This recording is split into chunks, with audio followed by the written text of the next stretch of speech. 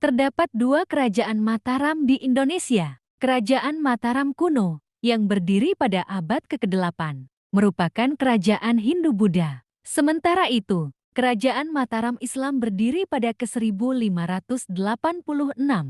Mengutip buku Kebudayaan dan Kerajaan Islam di Indonesia 2018, yang ditulis oleh Irianti Agustina, Kerajaan Mataram terletak di Kota Gede, sebelah tenggara kota Yogyakarta. Kerajaan ini berdiri di sekitar aliran Sungai Opak dan Progo yang bermuara di Laut Selatan.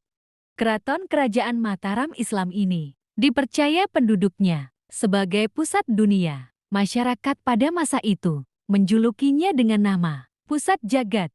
Di Yogyakarta, situs peninggalan sejarah dari Kerajaan Mataram Islam, antara lain Kota Jed, Situs Kerto, dan Situs Pleret. Tempat-tempat ini bisa dikunjungi untuk mendapatkan sekilas mengenai Kerajaan Mataram Islam.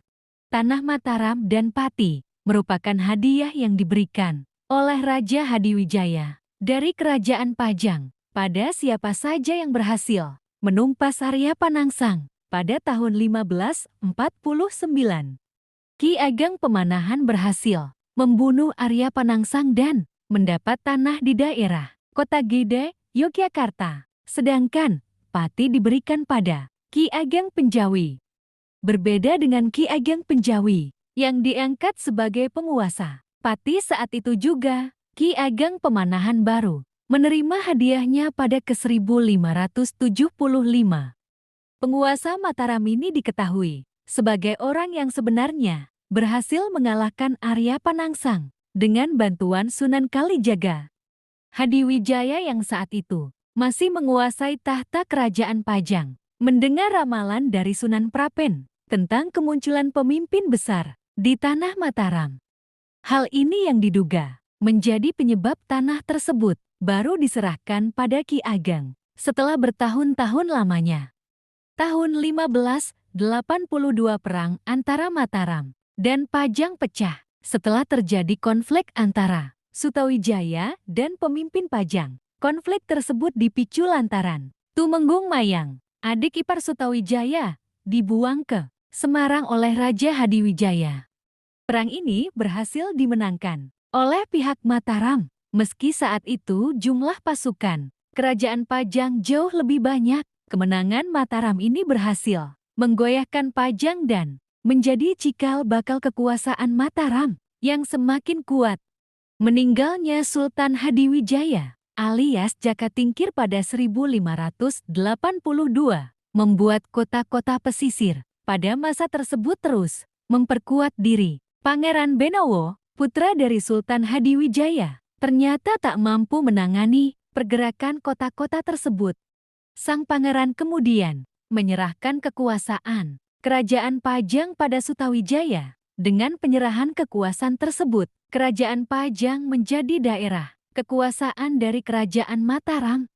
Sultan Agung Hanyokrokusumo yang berkuasa dari tahun 1613 sampai ke 1645. Ia merupakan raja ketiga setelah Panembahan Sedo Krapiak.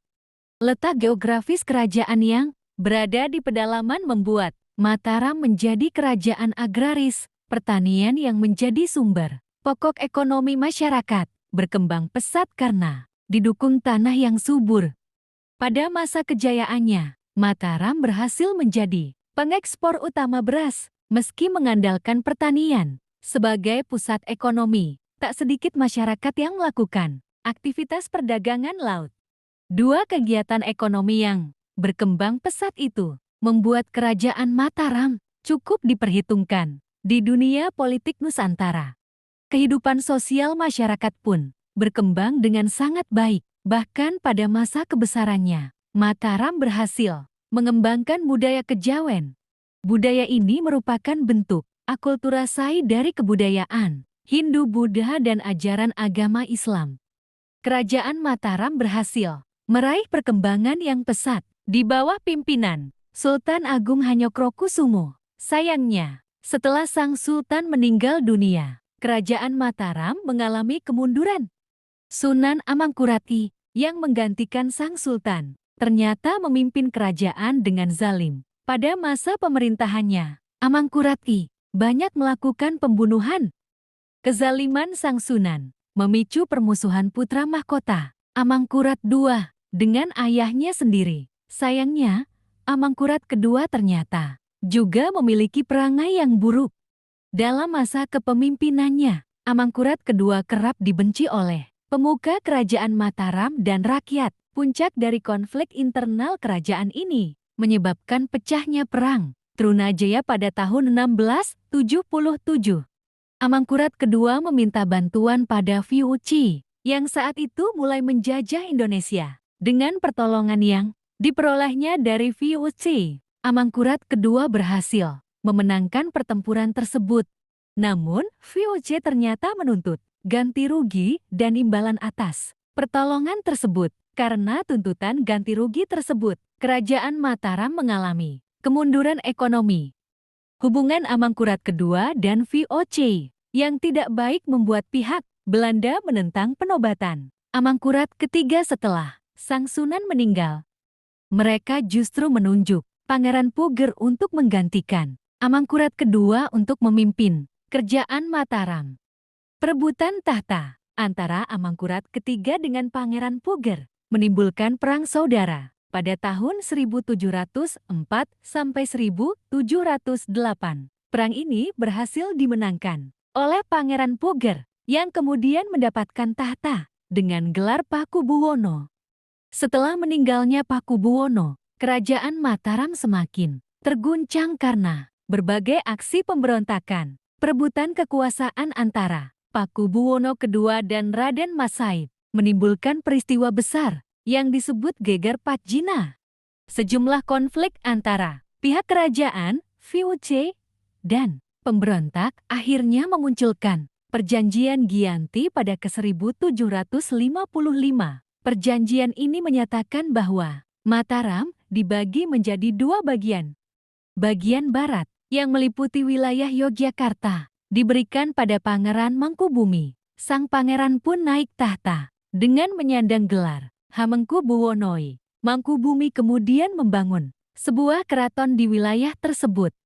Sementara itu, bagian timur yang meliputi wilayah Surakarta dan sekitarnya diberikan kepada Sri Susuhan Pakubuwono III. Kemudian melalui Perjanjian Salatiga yang dibuat pada 1757, Sunan Pakubuwono III menyerahkan wilayah Karanganyar dan Wonogiri kepada sepupunya, Raden Mas Said. Raden Mas Said kemudian menobatkan dirinya sebagai Mangkunegoro I dan memimpin Puro Mangkunegaran sampai ke 1795. Kerajaan Mataram berdiri setelah Pangeran Benowo yang saat itu memimpin Pajang menyerahkan kekuasaannya pada Sutawijaya. Penguasa Mataram ini memiliki gelar Panembahan Senopati. Berikut raja yang pernah berkuasa dan memimpin kerajaan Mataram. Pertama, Sutawijaya Panembahan Senopati, berkuasa pada 1586 sampai ke 1601. Kedua, Mas Jolang Panembahan Sedokrapiat, berkuasa pada 1601 sampai ke 1613. Ketiga, Raden Rangsang Sultan Agung Hanyokrokusumo, berkuasa pada 1613 sampai ke 1645.